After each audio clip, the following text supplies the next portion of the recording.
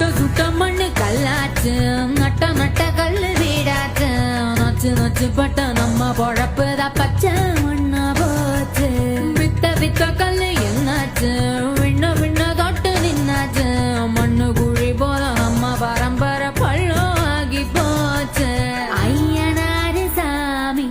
அழுது தீர்த்து பார்த்தோம் சொரண கெட்ட சாமி சோத்ததான கேட்டோம் காலவாச கங்கு போ